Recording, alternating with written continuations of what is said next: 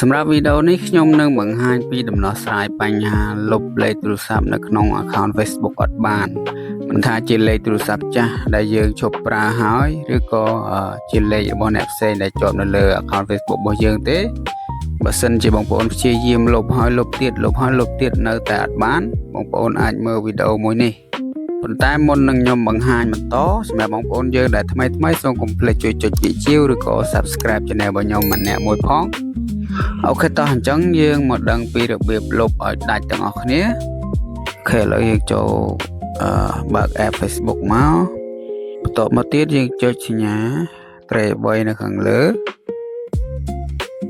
សម្រាប់ iPhone ឲ្យត្រេ3ហ្នឹងគឺវានៅខាងក្រោមបាទអញ្ចឹងត្រេ3នៅកន្លែងណាចុចកន្លែងនោះមកអូខេបន្ទាប់មកទៀតបងប្អូនអូចូលមកក្រោមមកយើង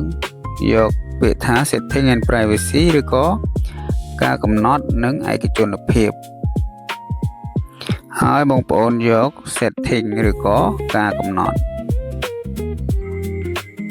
អូខេបន្តមកទៀតយើងចុចទៅលើកន្លែង profile របស់យើងកន្លែងនេះបន្តមកទៀតបងប្អូនចុចទៅលើលេខទូរស័ព្ទឬក៏ email ដែលវាបង្ហាញនៅកន្លែងនេះណាបាទចុចមកអញ្ចឹងសម្រាប់មូលហេតុដែលយើងលុបលេខទូរស័ព្ទចាស់អត់បានឬក៏លុបលេខអ្នកផ្សេងចេញពី account Facebook របស់យើងអត់បានគឺដោយសារតែលេខនោះវាជាប់ជាលេខលំនាំដើមឬក៏ជា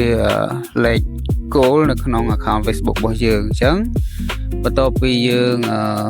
បានដាក់លេខទូរស័ព្ទថ្មីរបស់យើងចូលហើយ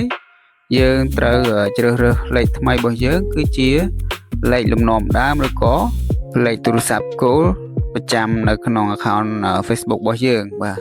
សម្រាប់លេខលំនាំដើមឬក៏លេខទូរស័ព្ទគោលនៅក្នុង account របស់ខ្ញុំមួយនេះគឺនេះលេខកតុយ47ហ្នឹងគឺជាលេខគោលបាទលេខទូរស័ព្ទគោលនៃ account Facebook របស់ខ្ញុំណាអញ្ចឹងដើម្បីអាចលុបលេខមួយនឹងបាន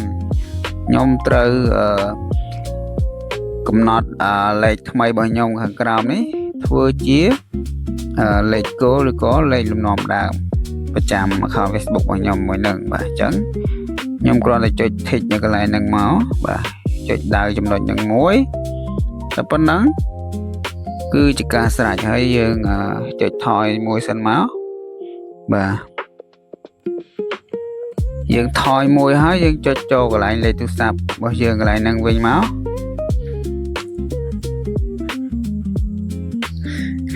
អូខេអញ្ចឹងបន្ទាប់ពីខ្ញុំបាន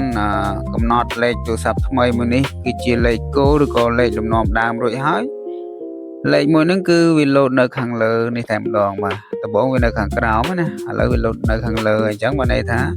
យើងកំណត់វាជាលំនាំដើមឬក៏លេខគោលរួចរាល់ហើយដូច្នេះឥឡូវនេះខ្ញុំអាចលុបលេខទូរស័ព្ទចាស់ដែលជាប់នៅក្នុង account Facebook របស់ខ្ញុំបានហើយ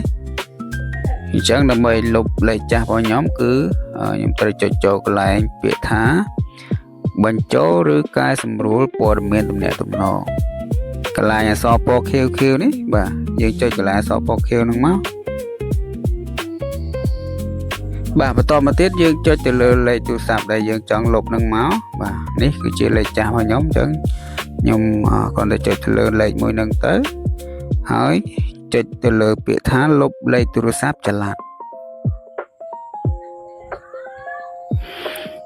តបមកយើងចុចពាក្យថាលុបឬក៏ delete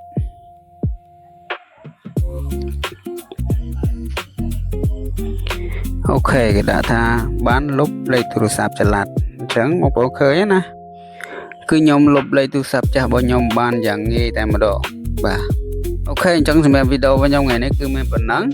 មានចម្ងល់អាចសួរបន្ថែមបានអរគុណ